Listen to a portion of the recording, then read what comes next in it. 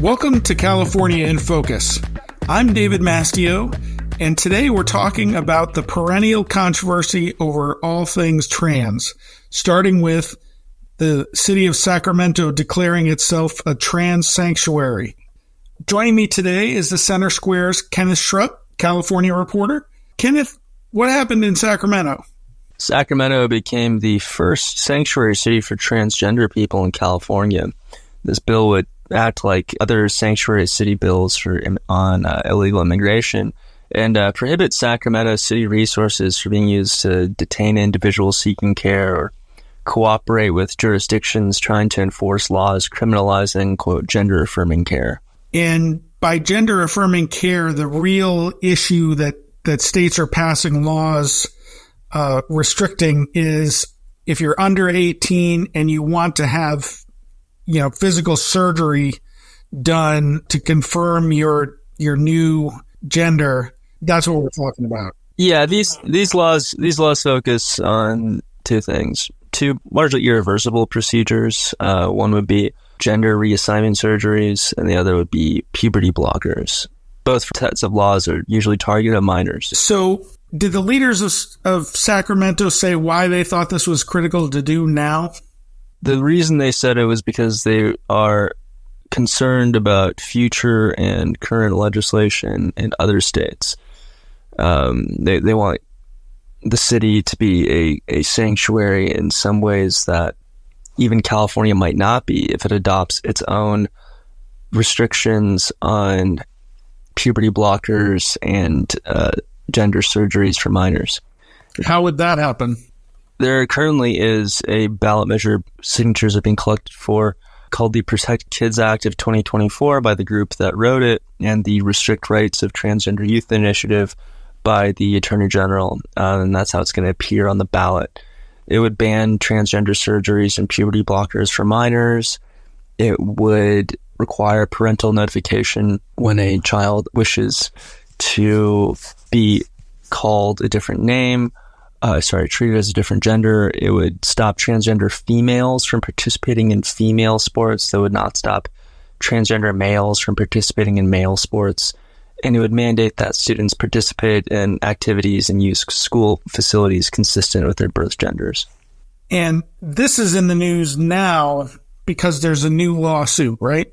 Yes. Protect Kids California is suing California Attorney General Rob Bonta for the naming of the initiative, Restrict Rights of Transgender Youth. And the California law, the Attorney General's office does get to issue titles and summaries. There's a procedure internally that they follow for that, but it's generally accepted that the naming is a political process where the Attorney General will name things in a way that is to his or his party's benefit. In Bonta's defense, I spent a few minutes after I read your story trying to come up with a neutral way to state this initiative proposal, and it's really a challenge. Yeah, if we're going to be completely fair, I don't think Bonta's name is inaccurate. It would make significant changes to the rights of transgender minors. Maybe the way to make it more fair would be to say it's the Restrict Transgender Children's Rights and Expand Parents' Rights initiative. And then you could have both sides of it in the title. That could be a more fair and even-handed way to get it out, but I think that's the only one I could really think of. Including parents would be a move forward. I do want to bring some attention, though, to some funny wordings in the past from the Attorney General. So there's a 2018 initiative that was presented as Repeal the Gas Tax that was signed by about 1 million California voters, which is what you needed back in the day to get something on the ballot. And the then California Attorney General and current U.S. Secretary of Health and Services, Javier Becerra, named the measure, again, it was called Repeal the Gas Tax. He named it Eliminates Recently Enacted Road Repair and Transportation Funding by Repealing Revenues Dedicated for Those Purposes. Requires any measure to enact certain vehicle fuel taxes and vehicle fees to be submitted to and approved by the electorate. Polling found very strong support for the Repeal the Gas Tax proposal, but after the wording came out, support began to plummet, leading San Francisco Chronicle columnists to claimed that the wording was behind the flip in public sentiment. So wording can have a very big impact on the ballot's success or failure in California.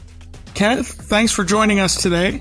Listeners can keep up with this story and more at thecentersquare.com. Some people would call him a loser. He ran for state office. He was beaten. He started a business. He failed.